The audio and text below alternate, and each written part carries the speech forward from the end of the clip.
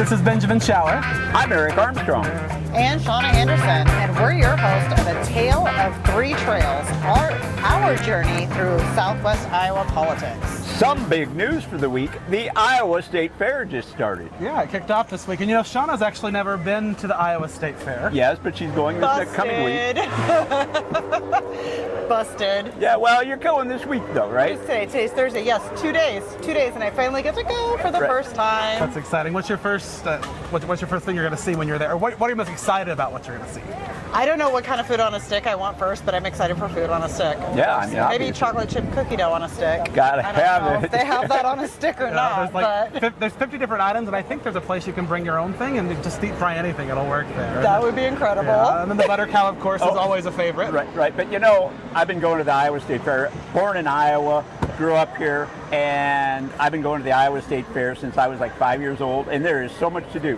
The animals is where it started, right? It started by the Iowa Agricultural Society, and they built 4-H and exactly. FFA, yes. So the coolest thing you can see when you're there, and I swear to God, this is true. You need to go, and they're judging the cattle, but then you go through the pens, and you're going to love this, Shawna.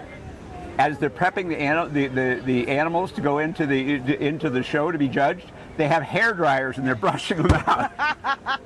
And they've got all these fluffy cows. Yes, I've seen the fluffy cows at the county fairs for sure. You know, I love the sheep nibbles that I get at the county fair. That makes me happy. Yes, Benjamin. That's fantastic. You know, my dad was an ag teacher growing up, so we were at fairs all the time, and I grew up in Oklahoma, of course. So you know, we were. Seriously, my three favorite people. Oh my God! Thank you so much. Thank you so much. You all have to get elected. Every damn one of you. Well, we appreciate that. Thank you. Thank you so much. And you're terrific. I mean, you are terrific people. This is thank excellent. Thank you so much. Thanks for stopping by and telling us that. We appreciate. Well, we're working hard to get there. I know you are. Yes, we are, and we'll keep doing it. Absolutely. Thank you. Have a good night. So one perfect. interesting tidbit I know about the Iowa State Fair that I don't think anyone else knows, because I watched it on Iowa Public Television last night. He did. Was that actually Grant Wood won his first award for art at the Iowa State Fair. Fabulous. Exactly. So there's all kinds of cool stuff to do. It's not just about animals, and it's not just about food on a stick, although that's the best I part. have actually seen, oh my gosh, why did I just lose? What the heck is the Grant Wood painting? Why can I just blanked? American Gothic. Yes, American Gothic. I totally blanked. I've actually seen I know, right? I've actually seen the painting in person, which was pretty amazing. Yeah, it was in Chicago, I bet. Yes, Yes, it was in fact, I know Chicago. that because of a fundraiser recently. Exactly. There we Very go. nice. And you know, there's also a musical based on the Iowa State Fair called I State did Fair by not Roger know that. Hammerstein. I was actually in State Fair my senior year of high school, which is kind of a fun thing. So now I'm a music teacher. So what's kind your of all favorite fits together. song from it? Well, it's our State Fair. Our State Fair is a great State Fair. Don't miss it. Don't even be late. We had choreography and everything. It was kind of cheesy as high school musicals go. But anyway, on that note, again, welcome to our podcast, A Tale of Three Tales. We're your hosts, Benjamin Schauer. Eric Armstrong. And Shawna Anderson. And we're three friends who all just happen to be running for elected office, and we're here to have a podcast right now. And we're going to talk about our community, local events, and just everything else in between. So let's take a minute to introduce ourselves. Eric, how about you, sir? Okay, so I did grow up in Burlington, Iowa, and I was born in Iowa, native Iowan, and it turns out that now we've moved to the other side of the state. We've gone from Burlington on the Mississippi River to the Missouri River here and live in Carter Lake for about the last 26 years. So along the way, I met this really cool guy named Josh Turek, and Josh is a good friend of mine, and worked with Josh, knocked a lot of doors for Josh. And when he was in the House legislature, he told me, he says, I want to run for U.S. Senate. And I said, Josh, I'd be happy to support you however I could. And he said, well, the best thing you do is jump in this seat. So that's how I got into politics. Frankly, I was a grassroots lobbyist up at the Iowa legislature, and we were successful in getting a bill through the House twice with unanimous votes, bipartisan, and the governor signed it. So kudos to Josh. Got a lot of stuff going for him already. How about you, Shawna? Let's see here. I am Shawna Anderson. I'm running for County Board of Supervisors here in Pottawatomie County. I actually grew up in Kentucky. I was born in Germany, a little Army brat. Grew up in Kentucky, but I moved to Carter Lake, Iowa in 1997 when I first moved to Iowa.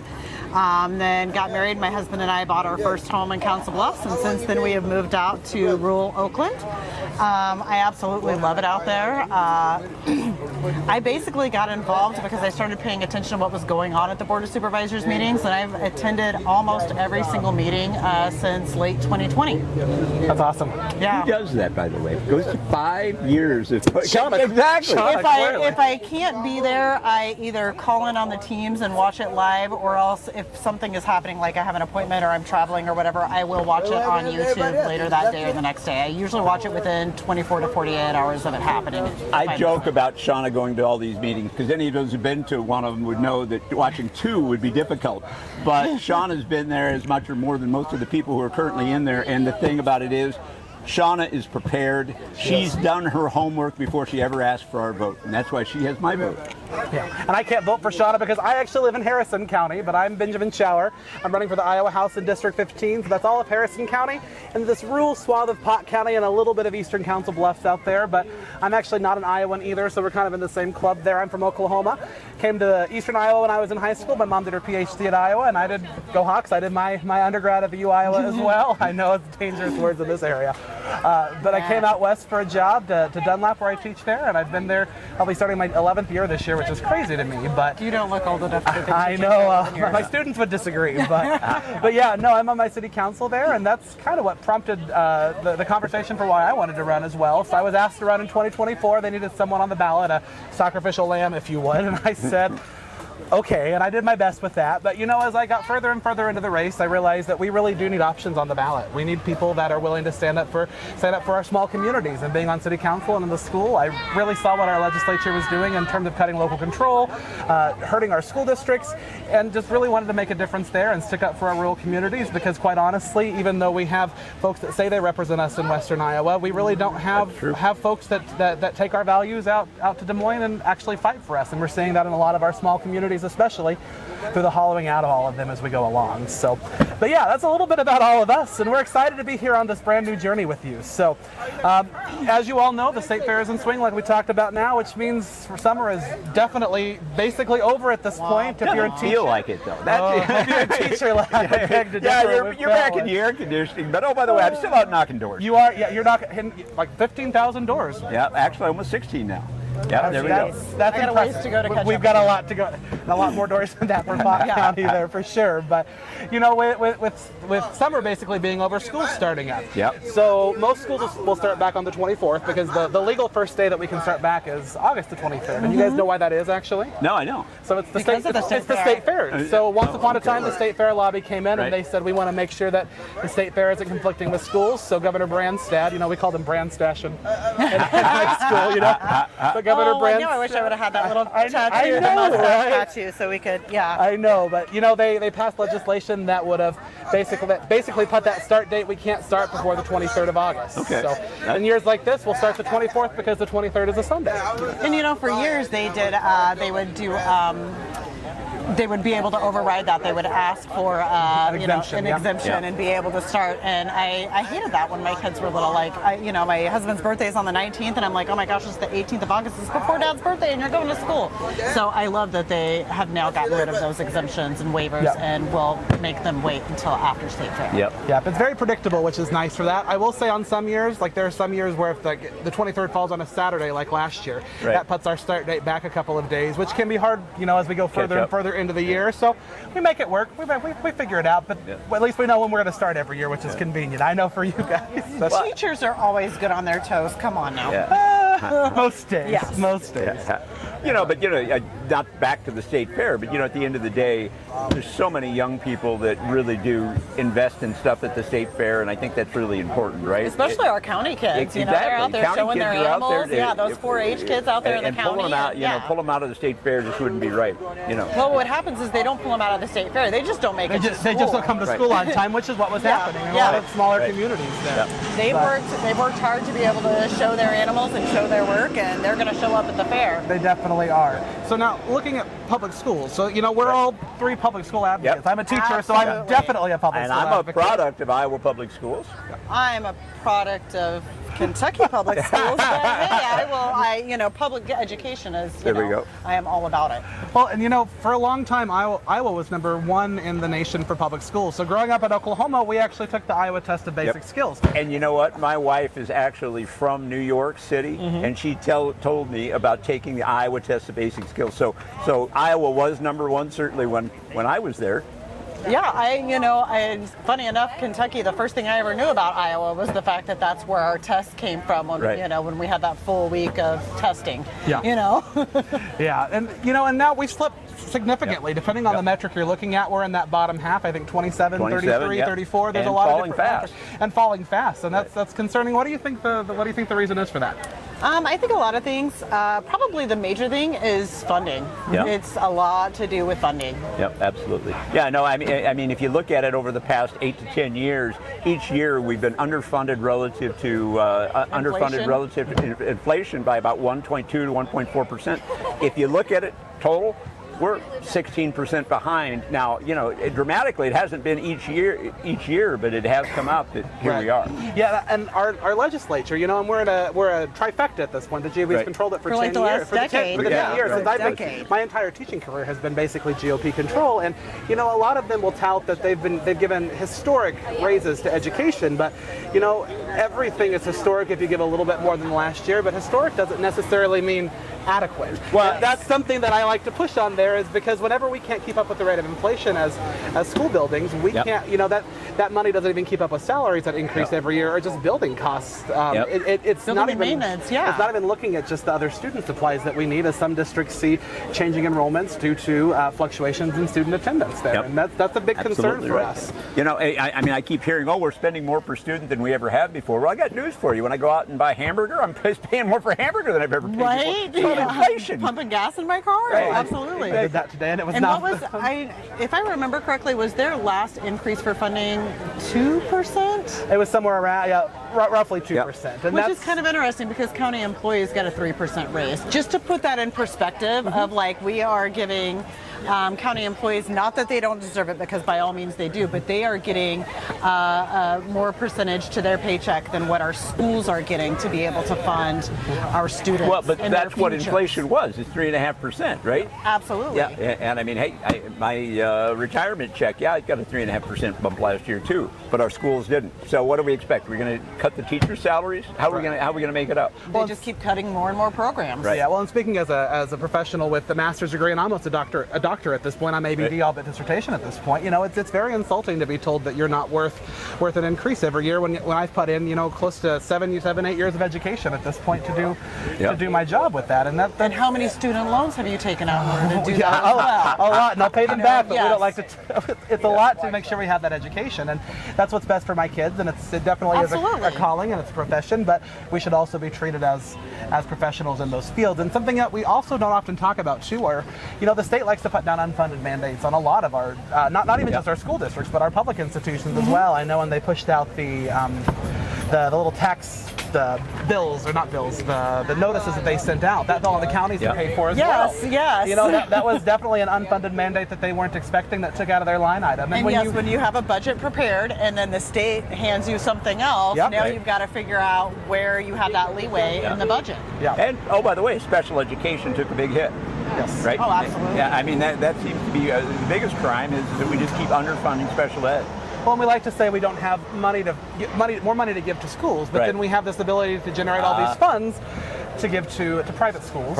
Through the educational savings account, or school vouchers, as they're sometimes commonly called. But the technical term is an ESA. There. And how much is that this year? I don't know. I think it's 450 million. Yeah, that sounds right. Over the Exactly. course of the last four years they've been now, I believe it's close to $1 billion though that we've generated for that, and this is on top of a $1.3 billion deficit the state ran this year. That's the point. Is I keep hearing, well, it didn't come directly out of the school fund. No. But at the end of the day, schools get funded less because of the number of students they have. And at the end of the day, we have a $1.3 billion budget deficit this year. Next year, we're talking 1.3 to 1.5, and that's crime. And that's very concerning, especially from the party of fiscal conservatism. Right. Especially after having, that big, huge the Doge.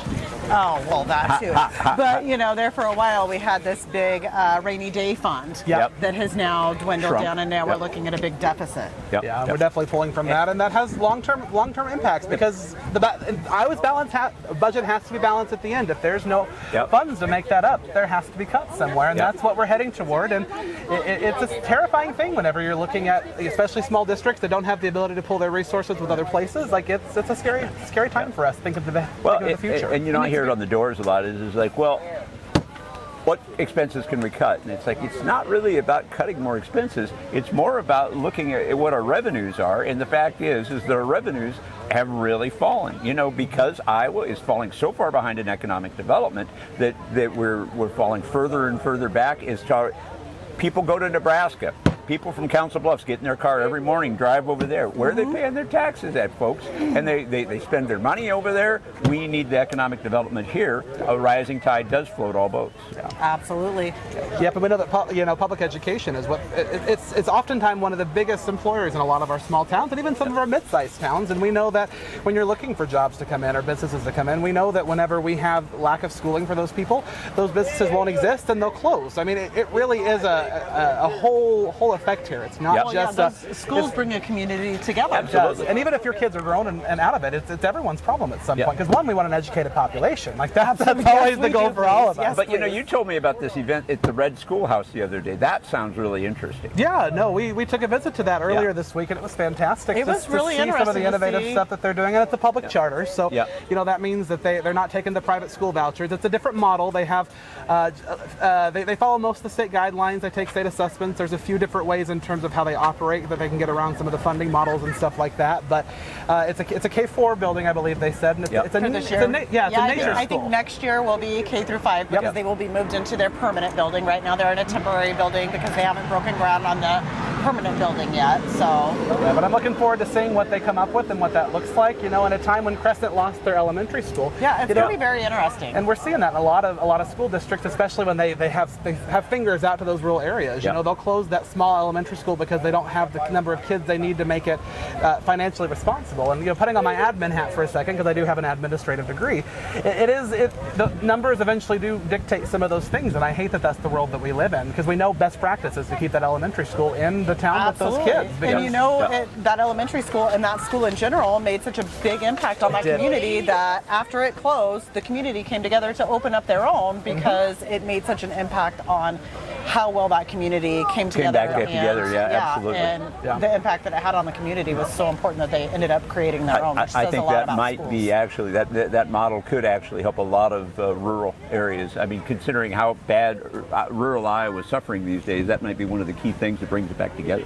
Absolutely. Time will see. I'm looking forward to. We talked with their principal Thursday night, and I told her as a curriculum expert I'd love to come in and just see what they're doing. So I said, it's not even as a candidate, but as a curious individual whose teachers want to see more play-based experiences. I'm looking for that report. I'm looking forward to that report, I should Maybe I'll just be running through the woods for a little bit. But anyway, as a teacher, I really do appreciate this insight, and I appreciate the conversation. This is a new podcast for us. So if you're listening to us right now, we'd love to have other ideas for this. We're open to it. Anything you have thoughts, leave us a comment, send us a message. We'd love to hear that. But we're going to move on to another activity now that I just kind of forced on these two because I said I'd arrange the logistics for this. And this is going to be called Candidate Confessional. And it might get us into a little bit of trouble if we're not careful. But we're going to go around the table, starting with Shawna, and then me, and then Eric. And we're going to share something about the campaign, something fun, some nuggets of wisdom, an odd encounter, just anything that just kind of pops up that we think the audience might enjoy. Okay, so I have two things because I can't make up my mind, but they are fairly quick. First off is probably, 2 or 3 weeks ago, I might have had my most embarrassing encounter at a door. So I was super excited. I walk up to this door and they have, I wish I could remember exactly what the sign said, but I took a picture of it because I love all the different little things on people's doors, the signs, caution feral children, or we actually. I've got a folder of those. I love those. They bring me so much joy. They make me laugh. It brightens my day. But I can't remember what specific one this one was because I've forgotten that part. Because I knocked the door, nobody was answering, so I left my literature, on the handle as we do, and I was kind of backing up to take a picture of this cute sign. And as I'm backing up, I hit the back of the step, and as I'm falling backwards, straight back on my butt, is when this gentleman opens the door right as I'm falling. And it was just, lovely, perfect timing, because I am the most accident-prone, clumsy person you will ever know. I run into things, run into doors. So yeah, that was just horrifically embarrassing, but also I guess it shows that, we're all real, right? Yeah. My little nugget of wisdom is, truthfully, I think a lot of people are afraid of knocking doors. Like when they're like, I want to help you, I believe in you, I want to help you win this election, what can I do? And I'm like, there are, over 60,000 people live in Pottawatomie County. I've got a lot of doors to knock. I cannot physically knock all these doors by myself. Like I would have had to have started 5 years ago, right? And so I'm constantly asking for people to knock doors, and they're always so nervous about it.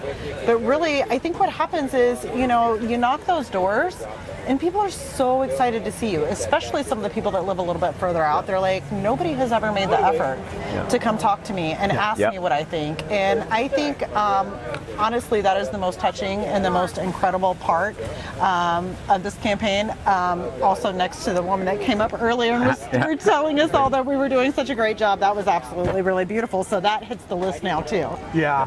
No, and I hear that a lot as well. No one's knocked on my door in 20, 25 years. Like that's common, and that's in districts that, quite honestly, I'm surprised that or in areas that I'm surprised that they've not been canvassed ever in some cases. I think some candidates think they don't have to. And that's unfortunate. That's unfortunate it is indeed. Very unfortunate. But I'll share a funny story for mine. Maybe not funny, but a little odd. But so I was door knocking in Harrison County a few weeks ago, and I got to talking with a gentleman, and we got to talk about political party, and he's like, "Well, I'm a Republican, so I don't want to talk to a Democrat." I'm like, "Yeah, tell me why you don't want to talk." And we actually had a really nice conversation, and we got to the topic of political violence at some point, and I'm like, "Hey, political violence is never okay," and we, of course, we agree on that right there. And then he looks at me and he says, if you win, I promise that I wouldn't come after you. And I'm like, well, thank you. But I'm like, thank you. Like, it was just kind of our running joke at that point. But, you have these real conversations, and you make, I wouldn't say we're friends by any means, but we just had a connection there, and he felt very comfortable. Whereas before,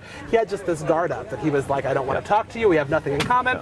We still disagreed on a handful of issues, but, we found some common ground, and, we found something that could be funny. And that's one of the wonderful things about being on the doors is that you can have this moment where he's going to be like, I'm not going to come after you, I promise. If you get elected, I'm like, well, thank you. That's one person I don't have to worry about. Well, and now when he sees you at the grocery store, you will know say hello, exchange. Yeah, and we've had interactions since then. That makes a difference. It's just really wonderful. But how about you, Eric? No, and I think everyone's heard that I've been out knocking a lot of doors. I started actually last October.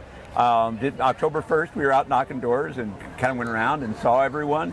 And a lot of what Shawna says is right, because I knocked a lot of doors for Josh Turek, and it was always, I'm a volunteer for, but now it's like, I am the candidate. And it's like, people see the shirt and it's like, you're Eric Armstrong, you're the guy doing it? And it's like, yeah, I am. And they really want to hear from the candidate, and I think that's really important. Yeah. But some other things, just to reflect back on what you guys were saying, is that there are a lot of people that, want to be confrontational, but at the end of the day, I want to listen. And I don't want to be confrontational with anyone. I just want to listen. I don't want to go and give you my speech. I've got my card. You can read my card after I leave and find out, what my ideas are. But I want to hear what the people at the doors. And for me, and I think all of you have heard me say this has been a privilege to get out and have literally almost 6,000 conversations, because I've seen parts of Council Bluffs and parts of Carter Lake, which I could have never imagined. And I've met people, wonderful people. I have hundreds of stories in my heart, and there's some sad stories too. So it's really been a great experience for me. I've grown as a person. It is beautiful, isn't it? It is, absolutely. It's a life-changing experience, and no matter win or lose, it's one of those things that sticks with you forever. But yeah, so as we close out our first episode ever today, we're going to take about 30 seconds, and I just want each of us to share a little bit about something that we're thinking about this week, something that's sticking with us, that's just on our mind, or that we'd like to look forward to. So I'll kick us off with that.